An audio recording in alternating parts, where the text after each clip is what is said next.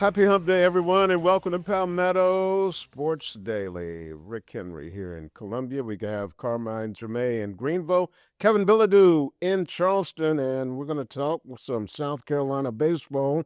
Yesterday, we got the news that Kevin Schnall was leaving Coastal Carolina to become the Gamecocks' next head baseball coach. And we've been watching this transpire over the last couple of weeks.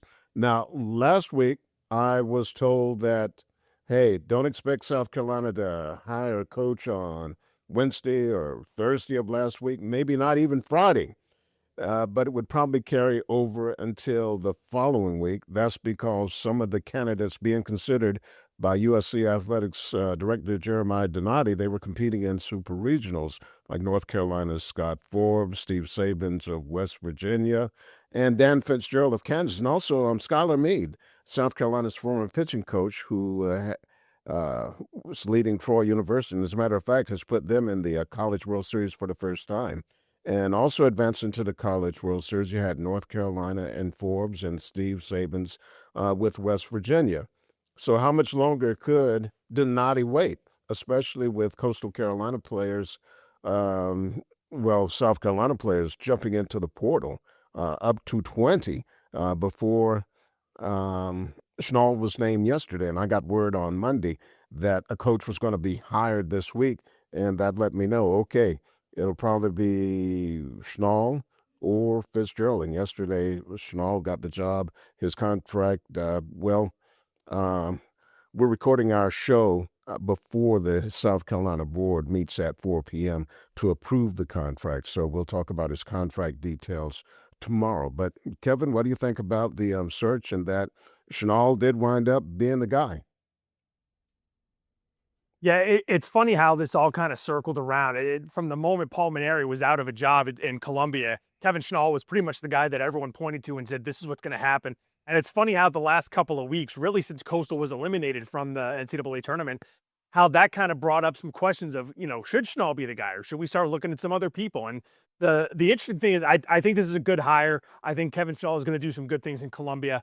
I'm going to wonder, at least for a little while, how much the current College World Series participants had an effect on who the Gamecocks ended up hiring, because like you said, there were some candidates that are still playing, and I wonder, as the dominoes fall, if UCLA hadn't been eliminated and they knock out West Virginia, do they take a look at West Virginia's coach a little bit closer? If Troy doesn't make it to the College World Series, are they taking a look at Skylar Meade a little bit closer and taking this week to talk to him? So it's interesting how everything kind of fell out. I still think this is probably the right pick for the job, but I'm going to be curious about, how these other teams going to Omaha and keeping their season alive kind of affected this search a little bit, Carmine.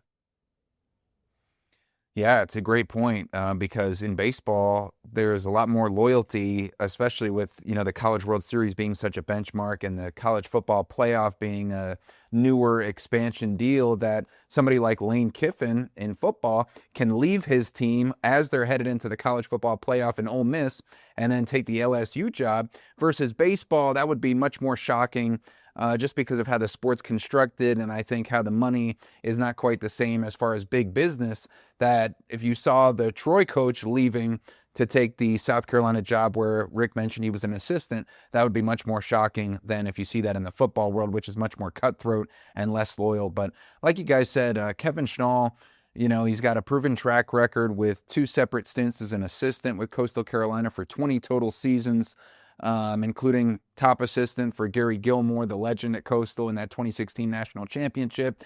And then, yeah, Kevin, he did fall off this year after an incredible debut when he won the most games in the entire country 2 seasons ago, 56 wins, 26 wins in a row, conference tournament title, regular season title in the Sun Belt Conference, and going all the way to the College World Series championship, finishing runner-up.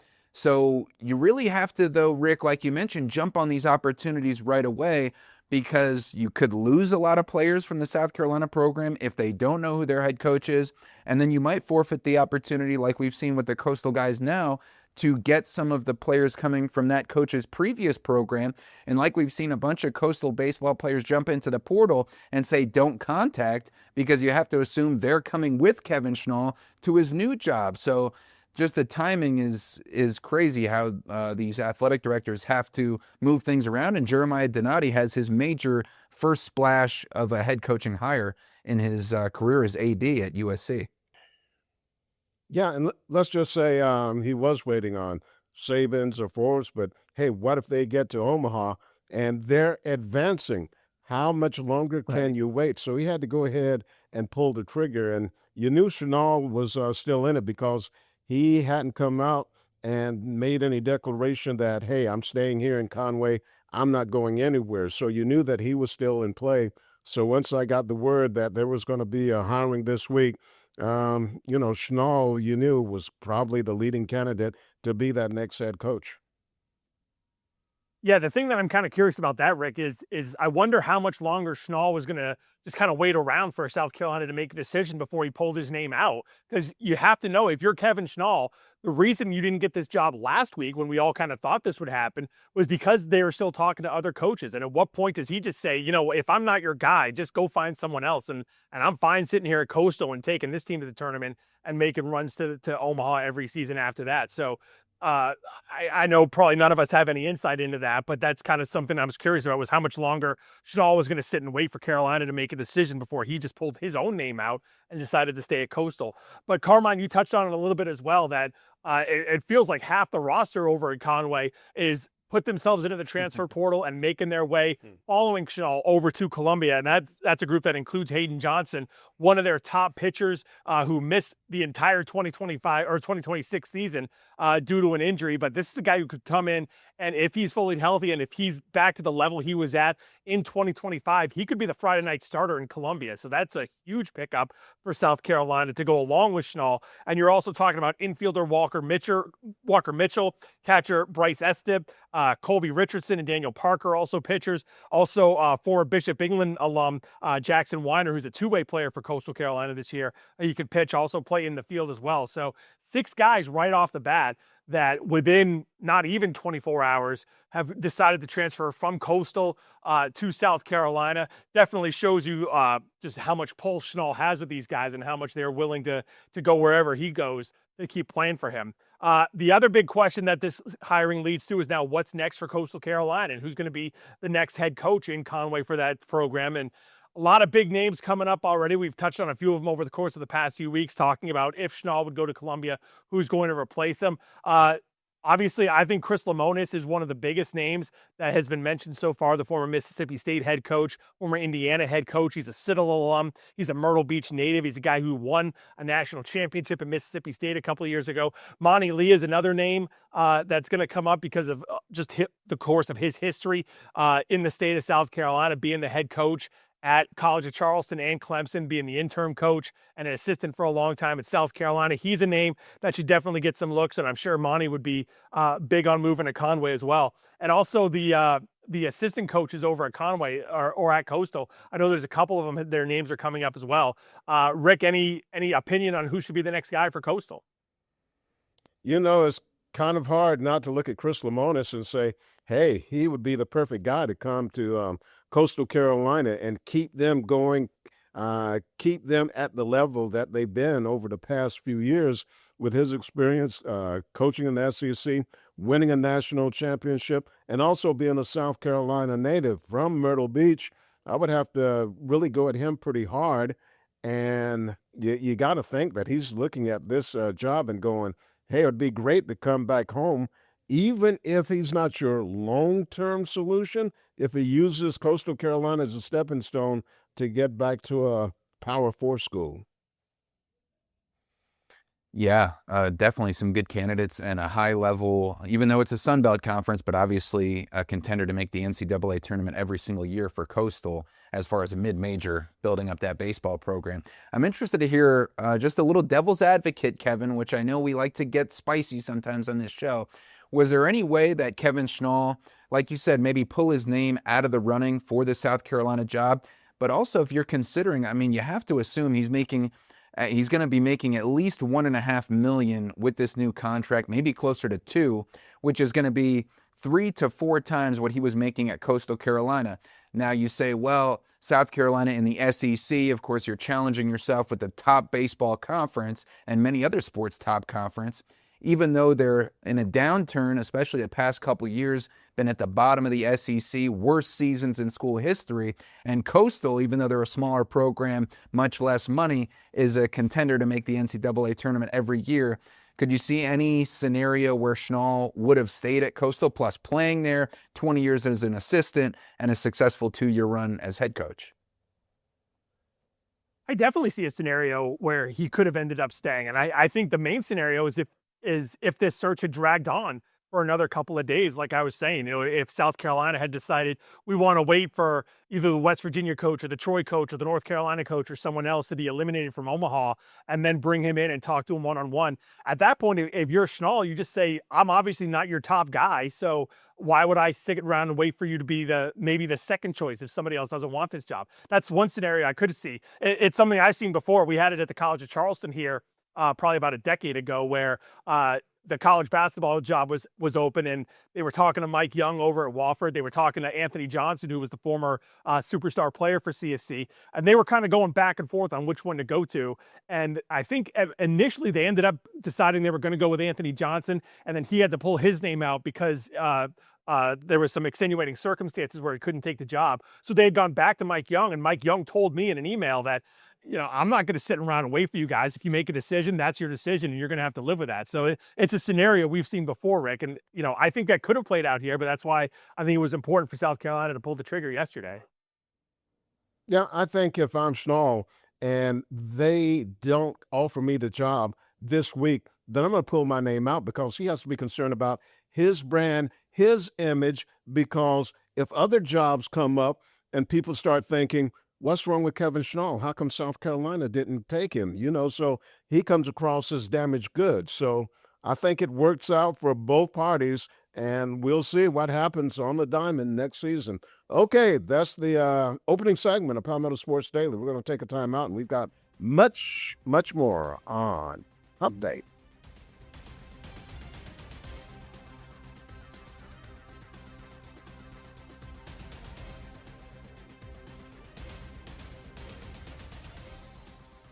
Welcome back to Palmetto Sports Daily. Moving over to the pros, and we're talking pro hockey. Of course, we'll get to the NBA Finals and the Stanley Cup Final, talking about both of those here on this Hump Day edition. But the Hurricanes, guys, tied up the series with the Vegas Golden Knights 2-2, heading back to Raleigh for Game 5 now.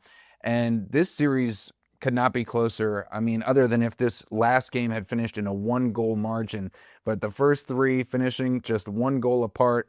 This one was tied at one point, and no lead is safe in this Stanley Cup Final, which makes it so interesting.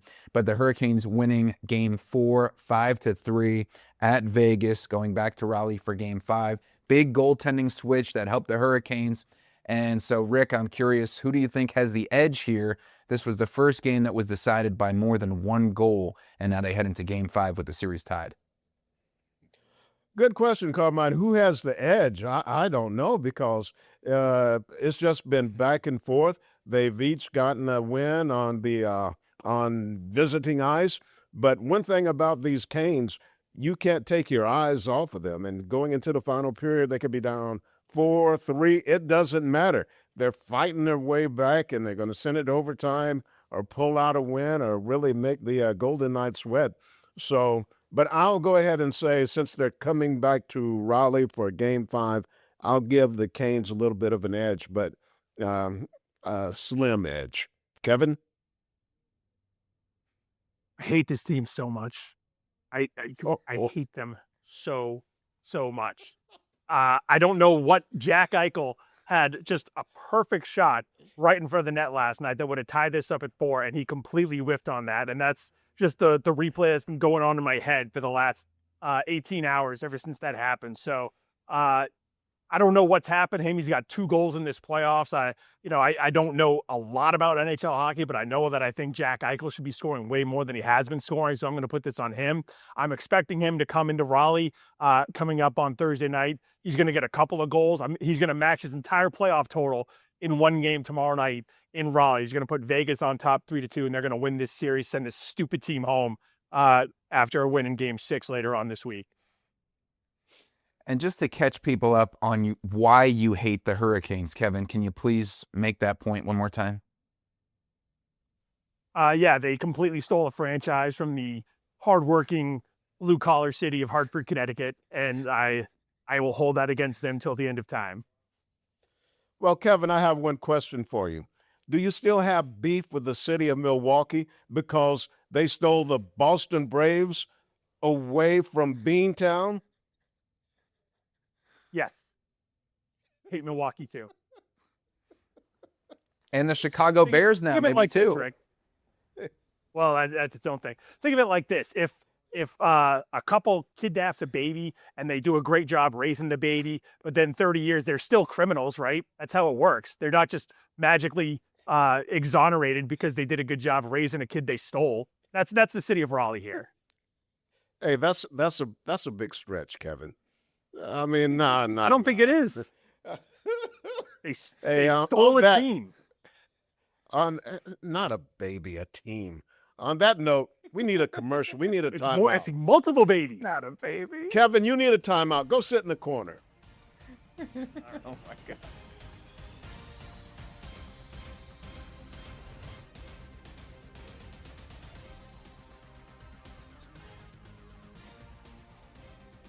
Welcome back to Palmetto Sports Daily. We talked about the championship series in the NHL. How about the NBA? Because the New York Knicks currently up 2-1 on the San Antonio Spurs in a rematch of the 1999 NBA Finals. And we saw the first game at Madison Square Garden since then, when the Spurs in that series closed out the Knicks in 5 games. First game in the finals since then in New York.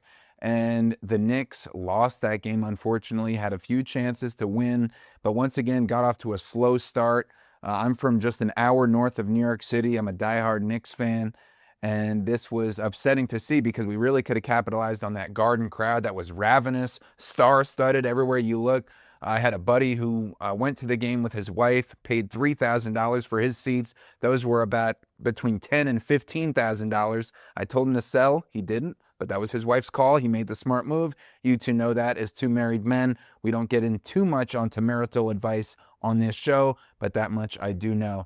But hopefully the Knicks can bounce back here tonight, guys, in Game 4. Would be a shame to spoil the homecoming for New York and not capitalize on that crowd. But we've gotten behind double digits in all 3 of these games at the beginning, and so I think a quick start capitalizing on that crowd will be huge. But Rick, we saw the underbelly of New York on the other side with some acts that were not so great outside of the Garden as well.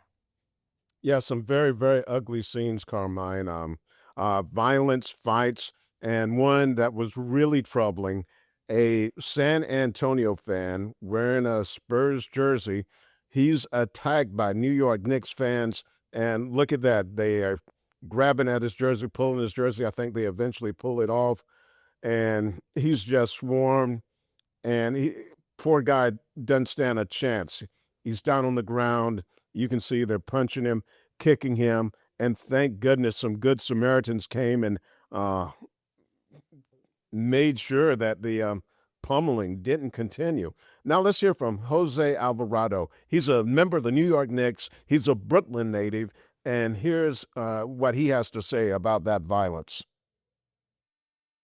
As Knicks fans, I know we're passionate, and I love them, but we, probably do a little better than that. Not they're fans too. At the end of the day, I don't think it should ever get to a point of people putting hands on all this.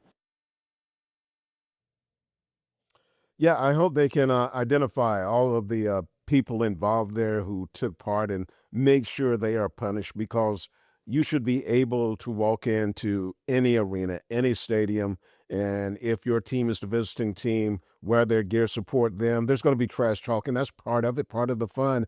But you can't be putting your hands on people and attacking them violently. There's just no place for that. Remember, we're talking about sport. There should be fun and games, entertainment for everyone.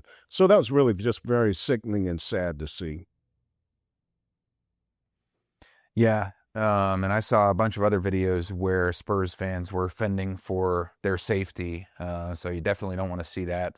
Glad the watch party's coming back, though, outside of MSG. That had to go away because of President Trump coming in, the added security measures, and then there'll be screenings for the fans outside of MSG. So hopefully things can calm down, be friendly, be cordial. Definitely no reason for any violence like that. And hopefully, make up for a disappointing Game 3. And also, hopefully, get some closer calls, bringing us back onto the court. Victor Wembanyama throwing down Jalen Brunson, that's not right. Not that that's to blame for the loss, Kevin, but I mean, come on, we got to protect our New York Knicks out there in a physical series.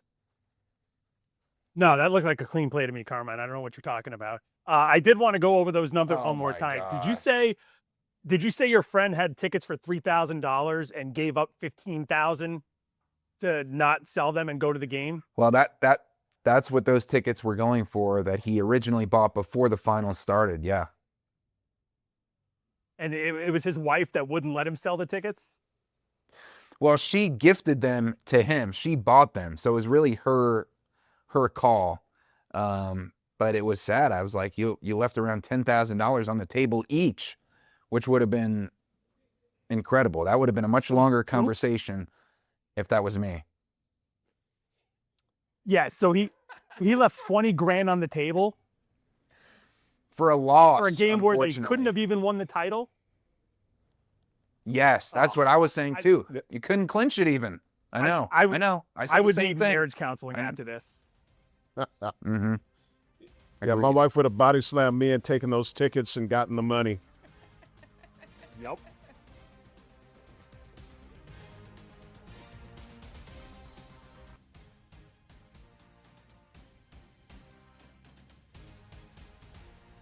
All right, we're wrapping up here on Palmetto Sports Daily. Coming up tomorrow, we're going to talk about the Charleston River Dogs, who have now won 10 games in a row. We're going to hear from Bill Murray on living in the Low Country at the Corn Ferry Tour last week. Plus, the Kevin Schnall news is going to be official. All that coming up on Thursday. Have a great night.